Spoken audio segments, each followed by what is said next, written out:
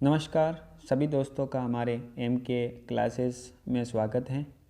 और आज हम आपके लिए लेके आए हैं शिक्षा मनोविज्ञान से संबंधित 30 अति महत्वपूर्ण प्रश्न जो आपके हर एग्ज़ाम के अंदर आने की संभावना रहती है। तो वो जानिए कि वो प्रश्न कौन से हैं। तो आज की जो हम क्लास है वह रीट सेकंड ग्रेड और केवीएस परीक्षा की तैयारी करने वाले बच्चों के लिए लेकर आए हैं। और इसके अंदर जो है 1 लाइन प्रश्नोत्तरी हमने रखी हैं, क्योंकि समय जो है अब परीक्षाओं का बहुत कम बचा है और आपके समय की बचत को देखते हुए, समय की महत्वता को देखते हुए हम बहुत ही सटीक और सरल शब्दों के अंदर 1 लाइनर प्रश्नोत्तरी आपके सामने प्रस्तुत कर रहे हैं। और अगर आप हमारे चैनल पर नए आए हैं तो हमारे चैनल को आप सब्सक्राइब करते हुए और लाइक कमेंट ज़रूर करके बताएं। तो चलिए आज की कक्षा की हम शुरुआत करते हैं। पहला प्रश्न आपका स्क्रीन पर।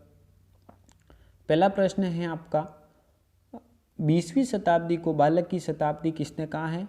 तो ये जो शताब्दी बताया गया है तो ये स्किनर ने इसको बताया है कि बालक जो है वह 20वीं शताब्दी है ना। तो इसके अंदर ये प्रश्न जो है हमने इसको 1 लाइनर में लिया है, क्योंकि यहाँ पे ऑप्शन हमने नहीं सिलेक्ट किया, पर आपको ध्यान में रखना है कि 20वीं शताब्दी शब्द आते ही स्किनर शब्द का आपको जो है जहन के अंदर, आपके दिमाग के अंदर ये उत्तर आ जाना चाहिए। अगला प्रश्न, किसी बच्चे की आयु बढ़ने के साथ साथ चिंतन में उसकी प्रधानता बढ़ जाती है। तो यह प्रधानता तर्क के कारण बढ़ती है ना। तो ये जो हमारे सोच की होती है, तार्किक क्षमता होती है, उसकी जो है प्रधानता बढ़ जाती है। तो यहाँ पे जो रहता है तर्क। अगला प्रश्न है, कल्पना को मानसिक हस्त व्यापार है ना, कल्पना को मानसिक हस्त व्यापार किसने माना है? तो यह जो है वुडवर्थ ने माना है। किसने माना है? वुडवर्थ ने। अगला प्रश्न, किसी बालक के अपराधी बनने का सबसे प्रमुख कारण क्या है?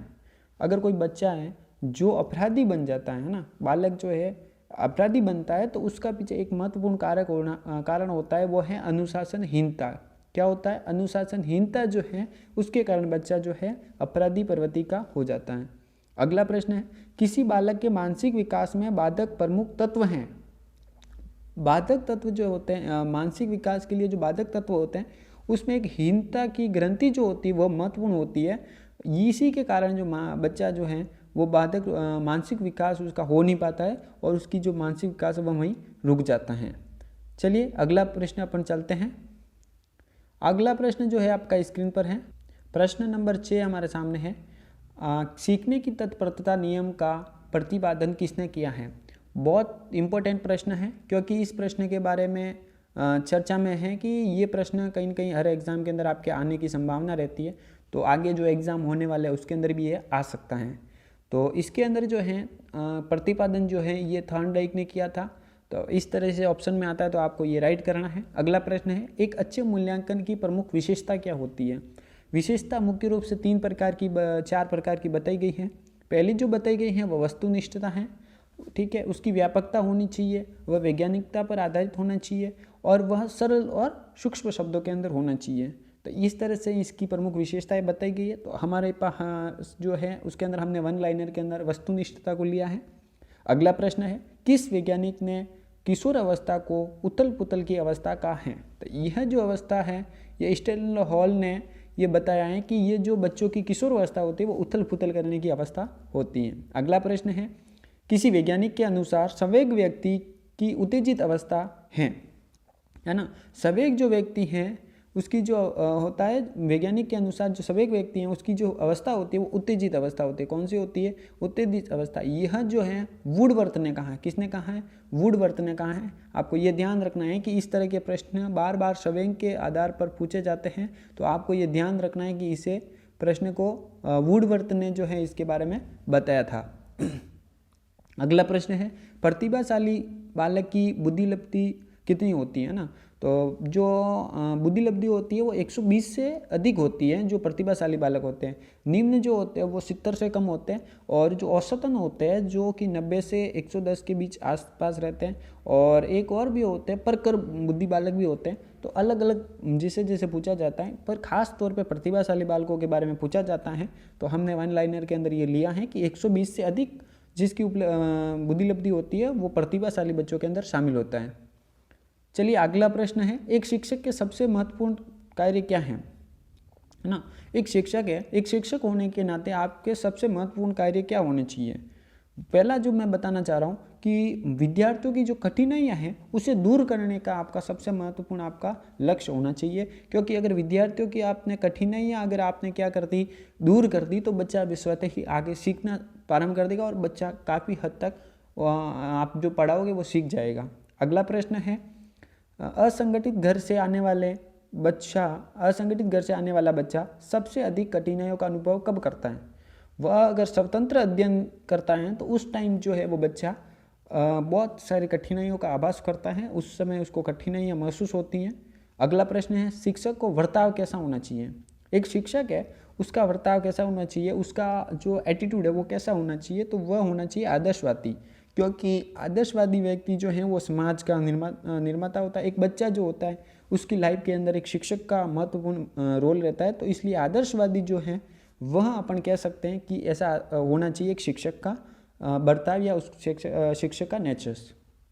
अगला प्रश्न है, यदि कोई विद्यार्थी आपका सम्मान नहीं करता है तो आप क्या करेंगे। बिल्कुल सही बात है, अगर कोई विद्यार्थी आपकी बात नहीं मानता है, आपका सम्मान नहीं करता, तो आप क्या करोगे, उसकी अपेक्षा करेंगे ना। अगर आप नहीं मान रहे तो आप उसको मार नहीं सकते, पीट नहीं सकते, पर उससे अपेक्षा कर सकते हैं। उस बच्चे को आप ऐसी चीज़ें बता सकते हो जो कि आपका सम्मान करने लग जाएं ना। इसके अगला प्रश्न है, एक विद्यार्थी की सबसे महत्वपूर्ण विशेषता क्या है। एक विद्यार्थी यानी कि हम खुद अपने आप पे ये एक प्रश्न ले सकते हैं कि एक विद्यार्थी है और उसके अंदर क्या विशेषता होनी चाहिए ना। तो हम नॉर्मली अपन देखते हैं कि आज्ञाकारी होना चाहिए बच्चा, है ना, आज्ञा का पालन करने वाला होना चाहिए। तो एक विद्यार्थी के अंदर ये सबसे महत्वपूर्ण विशेषता होती है आज्ञाकारिता। नेक्स्ट प्रश्न है, जिन इच्छाओं की पूर्ति नहीं होती है उनका भंडार ग्रह कौन सा है ना। यहाँ पे इच्छा की पूर्ति के बारे में पूछा है, तो यहाँ पे निश्चित रूप से इदम सही होगा, क्योंकि इदम के कारण जो है उसकी इच्छा पूर्ति नहीं होने पर भी उनका भंडारण होता है ना। अगला प्रश्न है, पियाजे के अनुसार संज्ञानात्मक बालक विकास की अवस्थाएं कितनी है। 4 अवस्था हैं। ये अगली जो हमारी कक्षा थी पिछली ऑफलाइन, उसके अंदर भी मैंने बताया था कि 4 अवस्थाएं होती हैं। और अगला प्रश्न है, एक शिशु शब्दों का उच्चारण करना कब से प्रारंभ करता है ना। एक बच्चा है, एक शिशु है, वह अपने जो शब्द हैं, अपना जो बोलना चाह रहा है उस शब्दों का उच्चारण कब से प्रारंभ कर देता है, तो लगभग ये जो है 3 वर्षों के बाद में प्रारंभ कर देता है ना। 3 वर्ष का होने के बाद बोलना शुरू कर देता है, शब्दों का उच्चारण करना प्रारंभ कर देता है ना। अगला प्रश्न है, जन्म के समय शिशु के मस्तिष्क का औसत भार कितना होता है। तो इसके बारे में तो हमने पढ़ा है, बहुत सारा हम पढ़ते थे 5वीं कक्षा में, तब से ये पढ़ते आ रहे हैं। तो लगभग 350 ग्राम का होता है। 24वां प्रश्न, बालक के तर्क, जिज्ञासा एवं निरीक्षण शक्ति का विकास होता है ना। बालकों में तार्किक, जिज्ञासा यानी किसी को जानने और निरीक्षण यानी निरीक्षण शक्ति का विकास होता है। तो 11 वर्ष की आयु के अंदर ये सब कुछ उसके अंदर विकास होना प्रारंभ होता है। ऐसे विकास उसके जो है 11 वर्ष की आयु में प्रारंभ हो जाते हैं। अगला प्रश्न है, शिशु क्रोध में एवं प्रेमपूर्ण व्यवहार में विभेद प्रारंभ कर देता है ना। ये प्रश्न अपने आसपास के बच्चों में भी अपन देखते हैं। तो शेषवावस्था के अंदर जो है बच्चा क्रोध और प्रेमपूर्ण व्यवहार में विभेद करना प्रारंभ कर देता है। एक तरफ क्रोध करता है, एक तरफ हंसता है, प्रेम करता है। ये व्यवहार जो है शेषवावस्था के अंदर प्रारंभ हो जाता है। अगला प्रश्न है, किस अवस्था में दांत बनना शुरू होते हैं। तो दांत तो जो है जन्म से पूर्व ही प्रारंभ हो जाते हैं। और 27वां प्रश्न है, किस अवस्था में मानसिक विकास बहुत तीव्र गति से होता है। ये प्रश्न हर बार पूछा जाता है, इस प्रश्न को आप नोट कर लीजिए, इंपॉर्टेंट स्टार लगा दीजिए, क्योंकि बाल्यावस्था के अंदर जो है मानसिक विकास बच्चे का प्रारंभ होता है और वो भी तीव्र गति के साथ प्रारंभ हो जाता है। तो ये प्रश्न परीक्षा की दृष्टि से इंपॉर्टेंट है।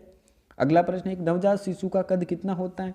तो एक नवजात शिशु का जो कद है वो लगभग 20 इंच होता है ना। कितना होता है, 20 इंच होता है। अगला प्रश्न है, अस्थायी दांत निकलने शुरू होते हैं।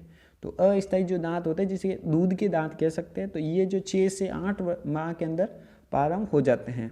तो यहाँ पे आपका 29वां प्रश्न होता है। अगला जो प्रश्न है, वंशक्रम सिद्धांत के प्रतिपादक हैं।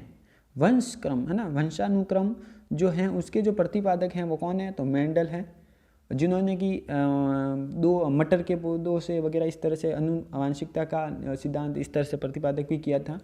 अगला प्रश्न है, माता पिता से संतानों को प्राप्त होने वाले गुणों को क्या कहते हैं, तो वंशानुक्रम कहते हैं, है ना। उसके अगला जो प्रश्न है, आनुवांशिकता के मूल माने जाते हैं? तो जीन्स माने जाते हैं आनुवांशिकता सिद्धांत के। अगला प्रश्न है, बालकों में पाई जाने वाली जन्मजात विभिन्नताओं के लिए उत्तरदायी प्रमुख कारक कौन से हैं? तो वंशानुक्रम ही होता है जो कि उत्तरदायी कारक होता है जन्मजात से लगाकर। 34वां प्रश्न है, सीखना विकास की वह प्रक्रिया है। हाँ बिल्कुल, सीखना विकास की प्रक्रिया है। यह कथन किसने कहा है? ये भी इम्पोर्टेंट प्रश्न है क्योंकि ये प्रश्न चपने के चांसेस हैं, क्योंकि इसकी जो वुडवर्थ है ना, उन्होंने ये कथन कहा था और वुडवर्थ के बारे में हर परीक्षा में एग्जाम में इसके बारे में जो है प्रश्न पूछा जाता है, तो इस प्रश्न को आपको याद रखना है। चलिए अगला प्रश्न है, प्रश्न नंबर 35, बालक सर्वप्रथम कौन सी क्रिया सीखता है? तो बच्चा जो है सबसे पहले भाव प्रदर्शन की क्रिया सीखता है। किसकी सीखता है? भाव प्रदर्शन की। ठीक है।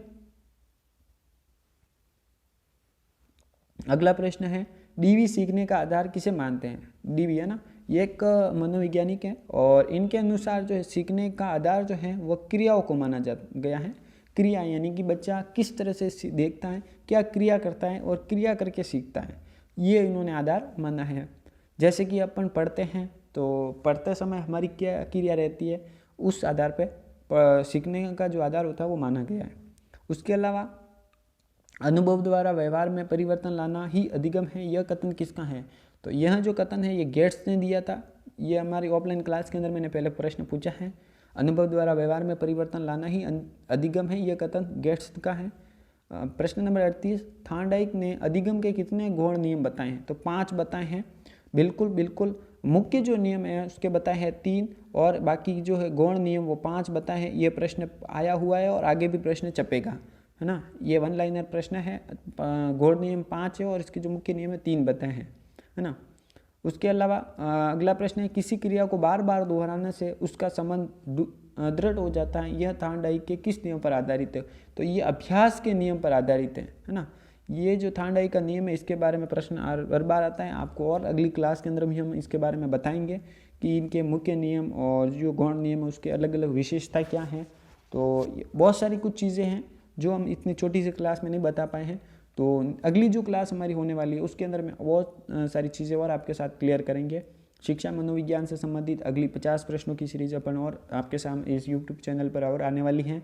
और बहुत सारी क्लासेज जैसे कि जीके हैं और अर्थशास्त्र से संबंधित बहुत सारे प्रश्नोत्तरी में अभी हमारा चल रहा है प्रोसेस, और वो बहुत जल्दी आपके इस चैनल पर आने वाली हैं।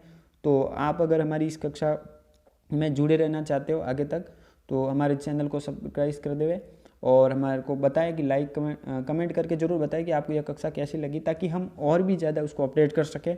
और आप सभी अभी तक ने ये जो क्लास देखी उसके लिए आपका धन्यवाद। आपका दिन शुभ रहे।